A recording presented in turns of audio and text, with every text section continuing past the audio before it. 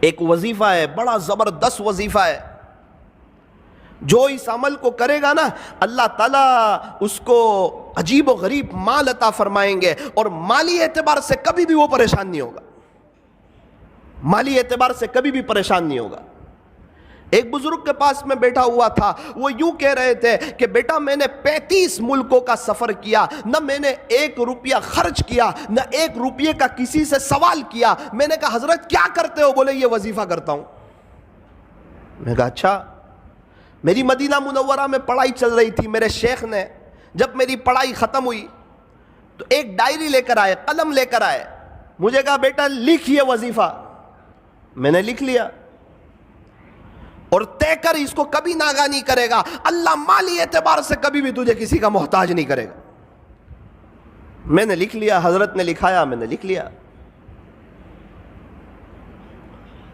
پھر ایک بات کہی تھی کہ بیٹا یہ وظیفہ بڑا زبردست ہے، لیکن بے طلبوں کو مت بتانا، جس کے اندر طلب ہو اور جو اس کی قدردانی کرتے ہو اسی کو بتانا۔ پھر میں جب ہمارے یہاں آیا، کچھ لوگ میرے پاس آتے، مولانا ہم بڑے پریشان ہیں مالی اعتبار سے، حالات میں کوئی وظیفہ، تو الحمدللہ میں یہ وظیفہ بتا دیتا، اللہ تعالیٰ ان کو بہت نواز دیتے، عجیب و غریب نواز دیتے، اور عجیب و غریب اس پر تجربہ ہے۔ اور کئی اللہ والوں کو میں نے دیکھا وہ یہی وظیفہ پڑھتے ہیں۔ پھر ایک بار تو میں بڑا تعجب میں رہ گیا کہ یہ وظیفہ کسی اللہ والے کا، کسی شیخ کا بتایا ہوا نہیں ہے۔ ایک صحابی نے ہمارے نبی سے کہا تھا کہ پیارے نبی جی دنیا نے مجھے چھوڑ دیا ہے، یعنی میرے پاس کچھ ہے نہیں۔ اس وقت ہمارے نبی نے یہ وظیفہ دیا تھا اور یوں کہا تھا کہ آپ فرشتوں والی تسبیح کیوں نہیں پڑھتے؟ اور یہ بتایا تھا تسبیح سبحان اللہ و بحمدہ، سبحان اللہ العظیم و بحمدہ استغفر اللہ، اللہ اکبر کبیرہ، سبحان اللہ و بحمدہ، سبحان اللہ العظیم و بحمدہ استغفر اللہ۔ پیارے نبی سے وظیفہ سنا، راوی فرماتے ہیں کہ پھر ایک مدت تک وہ نظر نہ آئے، جب دوبارہ نظر آئے تو انہوں نے بتایا، جس کا خلاصہ یہ ہے اللہ نے مجھے اتنا نواز دیا ہے کہ میں بتا نہیں سکتا۔ یہ عجیب و غریب وظیفہ ہے۔ ایک شخص مجھے کچھ وقت پہلے نوساری میں ایک جگہ ملے، سید تھے، مجھے کہنے لگے مولانا کچھ وقت پہلے آپ ہمارے گھر آئے تھے، آپ نے ایک وظیفہ بتایا تھا، میں نے آپ کو اپنی پریشانی بتائی تھی، آپ نے ایک وظیفہ بتایا تھا، الحمدللہ 2 دن سے میں نے شروع کر دیا ہے۔ میں نے کہا یار میں نے بتایا تھا 3-4 مہینے ہو گئے، آپ نے 2 دن سے شروع کیا۔ مولانا آپ کو نہیں معلوم، آپ بتا رہے تھے، پردے کے پیچھے سے میری بیوی یہ وظیفہ سن رہی تھی، اللہ کی شان اس نے پابندی سے کیا، ابھی اس کے 36 لاکھ روپے آ رہے ہیں، تو میں نے بھی شروع کر دیا۔ میں نے کہا یار آپ عجیب آدمی ہو۔ میں نے کہا 36 لاکھ روپے کہاں سے آ رہے ہیں؟ کہا وہ وارثے کے آ رہے ہیں۔ تو میں نے کہا ابا کو مارنے کی نیت سے تو نہیں پڑھا تھا یہ وظیفہ؟ بولے نہیں، ان کے ابو کا تو بہت پہلے یہ انتقال ہو گیا تھا، لیکن مولانا زمین کا اتنا خطرناک مسئلہ تھا کہ یہ کبھی بھی حل ہونے کا نام لیتا نہیں تھا، اور ہم لوگ بھی نا امید ہو چکے تھے کہ اب یہ مسئلہ جو ہے یہ کبھی بھی حل ہو سکتا نہیں ہے، لیکن میری بیوی نے یقین سے پڑھنا شروع کیا، اللہ کی شان مسئلہ حل ہوا، اس کے 36 لاکھ روپے آ رہے، اور اللہ کا شکر ہے 2 دن سے میں نے بھی شروع کر دیا ہے۔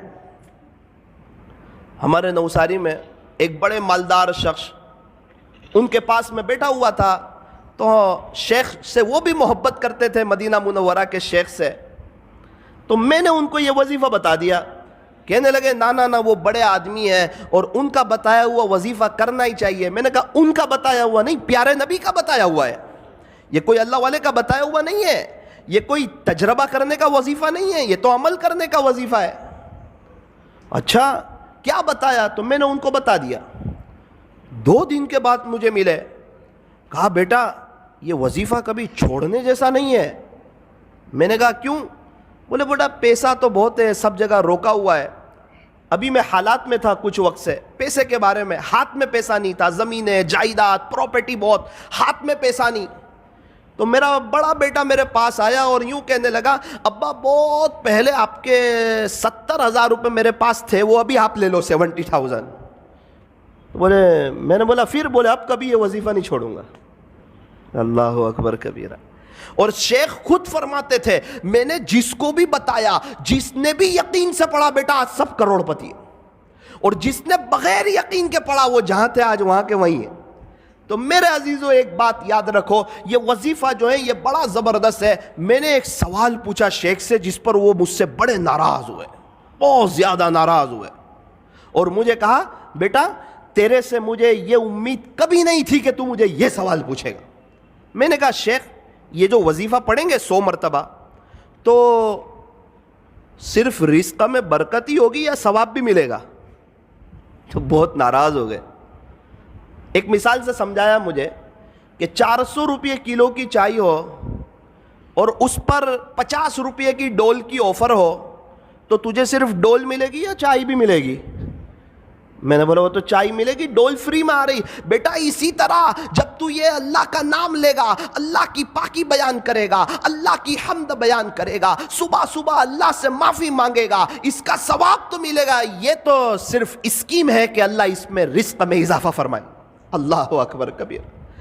تو آپ کو بھی یہ وظیفہ یہ عاجز بتاتا ہے، طے کرو انشاءاللہ، پابندی سے پڑھیں گے انشاءاللہ، بہت فائدہ ہوگا انشاءاللہ۔ رزق میں صرف پیسہ نہیں آتا، رزق میں بیوی بھی شامل ہے، بچے بھی شامل ہے، رزق میں بہت سی چیزیں شامل ہے۔ اللہ تعالی ہمارے رزق میں برکتیں عطا فرمائیں گے۔ سبحان اللہ و بحمدہ، سبحان اللہ العظیم و بحمدہ، استغفر اللہ۔ پھر شیخ نے کہا بیٹا لیکن اس کا ایک وقت ہے، اسی وقت پڑھ سکتے ہیں، آپ اس کے علاوہ پڑھو گے تو وہ اثر نہیں کرے گا، وہ بات نہیں بنے گی۔ میں نے بولا اچھا اس کا وقت کون سا ہے؟ مجھے کہنے لگے بیٹا فجر کی سنت اور فرض نماز کے درمیان اس کو 100 مرتبہ پڑھنا ہے، فجر کی سنت اور فرض نماز کے درمیان اس کو 100 مرتبہ پڑھنا ہے۔ میں نے کہا حضرت اگر اس وقت کوئی نہ پڑھ سکے تو مجھے تعجب سے دیکھنے لگے کہ اس کا اپنا ہی مسئلہ لگ رہا ہے۔ مجھے کہنے لگے بیٹا جب تک فجر کی نماز کا وقت رہتا ہے، صبح صادق کے بعد سنت پڑھ لیں، اس کے بعد سے جب تک فجر کی نماز کا وقت رہتا ہے وہاں تک یہ پڑھو گے تو یہ اپنا اثر عجیب اور غریب انداز میں کرے گا۔ پھر مجھے اپنے مکان پہ لے گئے ایک مرتبہ، بڑے بڑے لوگوں کو دعوت تھی، مجھ چھوٹے کو بھی حضرت نے گن لیا۔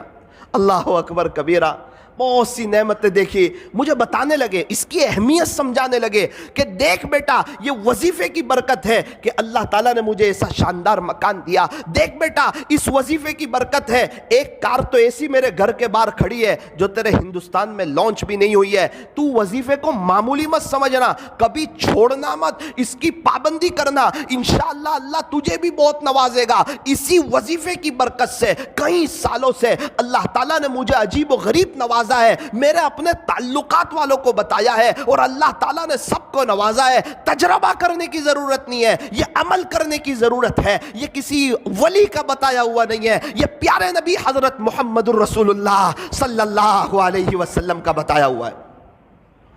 میں نے حضرت کے ساتھ دبئی کا سفر کیا، حضرت تو 5 اسٹار ہوٹل میں ان کے ساتھ ٹھہرنا ہوا، کیا شکریہ ادا کر رہے ہیں، الحمدللہ الحمدللہ الحمدللہ، کھانا کھا رہے ہیں شکریہ ادا کر رہے ہیں، شیپ میں بیٹھے ہوئے شکریہ ادا کر رہے ہیں، اللہ کی نعمتوں پر شکر شکر شکر۔ میں نے حضرت کے گھر دیکھا، الحمدللہ الحمدللہ، کھجورے کھا رہے ہیں الحمدللہ، قہوہ پی رہے ہیں الحمدللہ، اور ان کو چکن وغیرہ تو جلدی سمجھ نہیں آتی، ان کو تو مٹن وغیرہ چاہیے۔ تو خلاصہ یہ ہے جو بھی کھا رہے ہیں اس پر اللہ کا شکریہ ادا کر رہے ہیں۔ مجھے وہ بزرگ والی بات یاد آئی کہ واقعتاً اللہ نے ان کو نوازا ہے اور یہ شکر کر کے اللہ تک پہنچ رہے ہیں۔